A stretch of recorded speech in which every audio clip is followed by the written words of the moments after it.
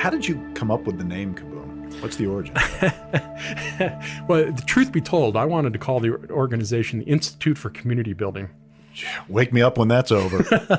Very nonprofit-y. See, I was thinking about nonprofit, raise money. Yeah, kind of boring. And a kid kind of came up with the name KaBOOM. It's like an explosion of hope and opportunity. You know, it's like, oh, I get it.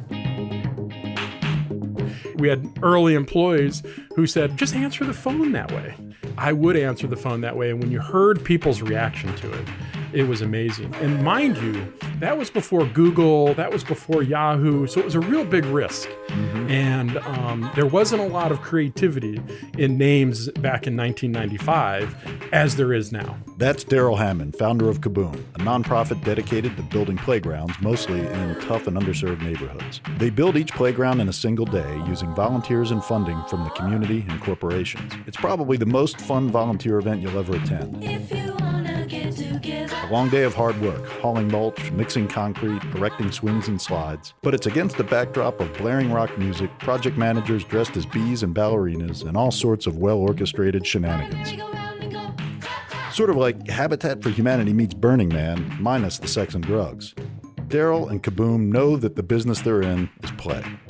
I'm around the corner thinking of sweets. You're at the room making up beats. When I hear the rhythm, I move from my feet. When I hear the rhythm, I move from my feet. This is Crazy Good Turns. We tell stories about people who do amazing things for others. I'm your host, Brad Shaw. Ride a merry-go-round and go clap, clap. Everyone get together and go clap, clap. Today we'll get to know Daryl Hammond and the nonprofit he founded in 1996, KaBOOM. It's one of the most successful nonprofits in the past 20 years. More than 3,000 playgrounds built across the country. KaBOOM got Daryl invited to the White House several times. He's built playgrounds with presidents and first ladies, NFL quarterbacks, rock stars, and thousands of everyday Americans giving a little of their time to make their community better. A couple points of trivia. KaBOOM was the first nonprofit to have its own ice cream flavor. Ben & Jerry's KaBerry KaBOOM, and Ted Turner once tried to buy KaBOOM. Daryl politely declined. For someone who's spent pretty much his entire life making children smile and laugh, Daryl's own formative years were fraught with their own setbacks and tragedy. We'll get into that later, but one question we want to ask right off the bat is, why playgrounds? Are they really that important to communities? With all the other problems to solve and causes to promote in the world, can a jungle gym really make a difference? Yeah, Fred Rogers used to say, play is the work of children. You know, by giving kids the opportunity to have an outlet. What happens in our society today is that we treat kids with toxic stress with play therapy instead of preventing toxic stress through unstructured, child-directed, child-initiated play in the first place. And playgrounds are indicator species to how we care about the future. Let's talk about the S.J. Green Charter School for a minute in Orleans Parish. Failing for years even before Katrina, suffering from neighborhood apathy, anemic enrollment. 60% of the students had parole officers. Then, Katrina. The school flooded and Principal Tony Rakasner decided a KaBOOM playground was exactly the catalyst needed to recover from Katrina and the school's own past. Here's Tony. You know, it was the beginning of really the rise of probably one of the nicest looking campuses in the city. The school is I think, 450 kids strong, kindergarten through 8th grade. I think at the time we built the playground, we probably had an enrollment of less than 150 kids because, again, it was very early in, people returning to the city. So the school is at maximum enrollment. It's doing extraordinarily well academically, and there is always a waiting list of kids to come to the school. So if you had to wind back the clock, you'd say that building a playground there was really the impetus for the school's complete transformation. I do. I think it symbolized the rebirth of the Orleans Parish public school system in its new form of charter schools, which now, we have more charter schools.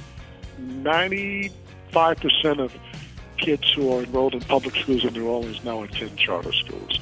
And we believe that what we did at Green, in the way that the playground build, and the way that we brought community together in the broadest sense, really served as an example to the whole city of what a public education could look like, and the spirit of the broader community's interest in rebuilding a stronger and more successful public school system in the city. Darrell Hammond was born in 1971, the youngest of 8 kids. His father was a truck driver, and one day he left on a drive and never came back, leaving Darrell's mother alone to care for the kids with no money or support. Darrell's mom, overwhelmed. Several nervous breakdowns, nowhere to turn. So she moved herself and her 8 kids into a group home outside Chicago.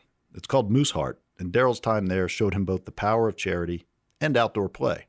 So we took that opportunity, all 8 of us, to travel 3,500 miles to be raised on a 1,200-acre campus by the men and women of the Moose, this was their fraternal and benefit society, where they paid 10 cents a day in what they called a big charity dollar to support this group home and seniors in Jackson, Florida. When I was reading about it, there's a certain perception of a group home, but it really wasn't the way you grew up, and it wasn't a cartoon version of a group home. Can you just talk about sort of what the environment was like? Yeah, 2 things that always struck me was, one, these people who sent 10 cents a day, $35 a year, and millions of it did it, which brought us through high school and college and anything that was kind of at our footprint.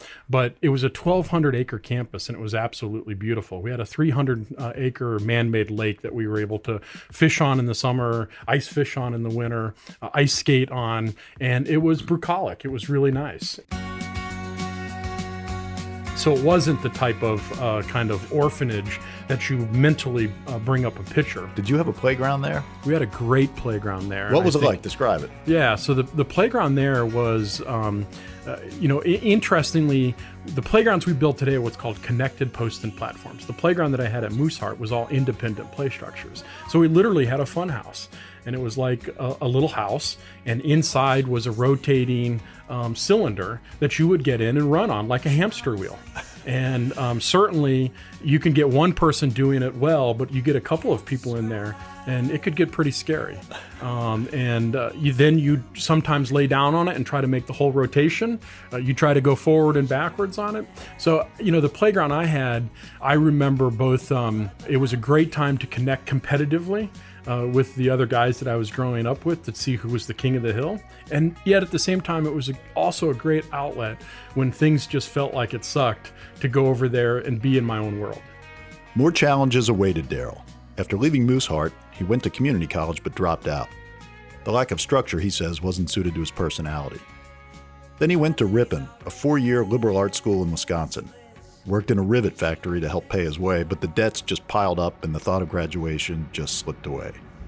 Then something happened. Something that rattled any foundation he thought he had at 21. Speaking of that point in your life, you had a tragic incident occur that was life-changing for you, and that was the death of your sister, Kitty. Can you talk about that and sort of what happened and how it played into how you think about things now? Yeah, so my sister Kitty was the oldest of the ones that actually graduated college. So she was kind of an icon to me and a mentor, because she wasn't the oldest of the siblings. She was actually the 6th. So there were others above her that went to college, dropped out, and didn't finish. She was the first to finish. And then she went into the military and was having a great career. But she also struggled, and I think both with mental health issues and others. And we had gotten a tragic call that she had passed away, and we didn't know much about it, and got down to Oklahoma where she was living and realized that both her and her husband had passed away. And what all the evidence was, unfortunately, had pointed to was a murder-suicide. It also pointed to the fact that my sister had actually killed her husband and then killed herself. It's a dark period. There's no doubt about it. No college education, no strong family roots, no real identity. Darrell decided to start from scratch and rebuild his life, with purpose, but it wasn't a straight path. In the spring of 1993, he took part in an urban studies fellowship run by Northwestern University. The pay wasn't good, and he still had debts to pay. He stayed in a 40-story public housing building in Chicago with little income, living on cheap hamburger meat and Velveeta cheese. But here, Darrell learned the philosophy of asset-based community building, helping struggling communities focus on what they have versus what they need. The fellowship ended in the spring of 1994, and he took a job with City Year to open the volunteer group's Chicago office. Early on, Daryl was tasked with organizing a large service project for City Year's first national meeting, and he decided to build 2 playgrounds. Endured all kinds of headaches along the way: funding, logistics, cranky partners, but he figured it all out, and the project was a huge success. The next year, Daryl left City Year and brought his newfound playground skills as a contractor to another volunteer group in Washington, D.C., and a housing project called Livingston Manor. It seems like the Livingston Manor playground build early on was sort of a turning point for you guys, and there was also sort of a tragic event in the community tied to it that I think was sort of catalyzing. Can you talk about that build and kind of what it did? I'd moved to Washington, D.C. after finishing up my City Year service in Columbus and then going back to Chicago, and had gotten asked to come do a project for another conference Youth Service America was putting on in Washington, D.C. Same kind of similar situation. They wanted all the conference participants to come to one site and have this kind of transformative gut experience and do it together, this kind of better together type of experience. Tough neighborhood in Washington, D.C. It's in the shadows of the Capitol, 3 miles from the Capitol. And a lot of those kids had actually never been outside of their neighborhood, let alone to where the Capitol sits. And while building that playground, I had met a young girl called Ashley, and she was 8 years old, and she wanted to be involved so badly. And I didn't know what she was doing, but she was collecting pennies at school. And one day she came up to me with a jar of pennies, and it was like, it was only like 80 cents. But it was the effort that she put into it that we then knew that we had to shine a light on her as a positive example of any effort was better than no effort whatsoever. And was she collecting money to build a playground? She was collecting money to build a playground. Wow. And had actually, long before I showed up, had a design of a playground on her refrigerator that she showed me. And while we were doing that, ironically, there was an article in the Washington Post about 2 young kids, Aisha and Clendon, who were 2 and 4 years old in the heat wave of 1995 in Washington, D.C., who had crawled into an abandoned Trans Am in Washington, D.C., and suffocated and died. The reaction to it was finger pointing. The mayor pointed the finger at the housing department. The housing department pointed the finger at the rec department, and nobody was going to take responsibility. And a Washington Post reporter had seen a small blurb in the Metro section about this happening. And so she decided to go down, and literally took weeks and went 3 miles to say if they hadn't crawled into this car, where would they have played? No swimming pool, no basketball courts. She found the first one about 3 miles away. And she wrote this article that appeared on the front page of the Washington Post about what was happening in our urban decaying communities across the country called No Place to Play. I had built 2 playgrounds was building my second playground, and I saw this kind of article that I had nothing to do with, but it gave me a different perspective on the sense of purpose, that it was more than about the playground we were building. It was about the process by how we were building it that could really help heal communities if we could get them to invest in themselves. The Livingston Manor playground build got a lot of national press. Companies started calling Daryl, asking for similar volunteer projects for their employees. KaBOOM was born, and it took off. 3,000 playgrounds later, KaBOOM is stronger than ever, creating lasting impact, great and small, in communities all across the country. Most of your playgrounds were built in tough, underserved communities, which you would think over time, vandalism and other things can happen. What is the sort of state of play, per se, with playgrounds built in those kind of communities? Does the community take care of them? Describe kind of that. Yeah, certainly more times than not, because they're invested, because they actually help build them, they maintain them. Yeah. There's no doubt that some of the playgrounds get vandalized, and it's unfortunate. But I always talk about Juanita Hatton, who was in Nicetown of Philadelphia, and she was an hourly chambermaid at a hotel downtown, and she would leave for work at 4 o'clock in the morning. And one morning after the playground was open for 3 weeks, she saw graffiti on it. And she was in this fit of panic, actually, and didn't know what to do. She decided to take the day off and go scrub the graffiti off. I talked to her later about this, and she said, I didn't want the kids to come home from school and see something that their parents had built with graffiti on it. That happened in Nicetown over 2 or 3 months period of time. Every day, she would just give up her day's pay and scrub the graffiti off it. And she said, I'm going to wear whoever's doing this down. Did she win? And she won. And a couple of years ago, it's been a couple of years now, I was at their 15th anniversary. And the most amazing thing is they built benches around the trees that we had planted that now are providing shade. And so if you think about when we plant some of these trees or a playground, and we say, what is this really going to come? And then return 15 years later and to be able to sit under it because it's providing shade to the playground, that's the type of real impact that we can have here. Full disclosure here.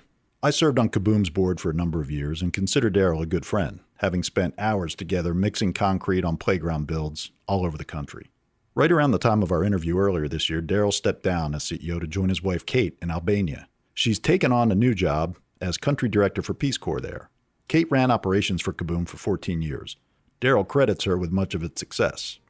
It's time to let her career take the lead in their lives and also give KaBOOM the chance to grow without him. KaBOOM has definitely grown up after Daryl's 20 years of leadership. The good news is, he hasn't. When was the last time you were on a swing? About 3 hours ago, I was at East Lake Park, which you helped me build. I did, actually. I was wondering about that. So I stopped over at East Lake Park on between meetings today and sat out on the swing on that park, and because it was a beautiful day here in Atlanta, and both took a lot of pride in what we accomplished, and I watched the ripples that happened in that community, the market, the farmers market that's now there, and the housing stock that has changed, but still not gentrified, but has the same residents that were living in it. Because it was during the school day, there wasn't a lot of kids or a lot of people are about, but I could imagine myself having conversations about asking people how this got here and them regaling stories about this was built by volunteers. I helped build this. I'm Brad Shaw, and thanks for listening to this episode of Crazy Good Turns. Go to crazygoodturns.org to learn more about KaBOOM and submit your ideas for extraordinary people and organizations we should feature. You might have noticed we found some great music to support our podcast, and we've provided a Spotify playlist of the full tracks on our website so you can take a longer listen, which we hope you'll do. And if you're a band with a song we should consider featuring, you can submit it on our website too. Crazy Good Turns is audio engineered by Stephen Key. Music supervision and mixing by Score in Los Angeles. And a special thanks to Megan Basinger. We hope you like our podcast and help us out by sharing us in your social networks and giving us a review on iTunes. Take care and let's connect again soon.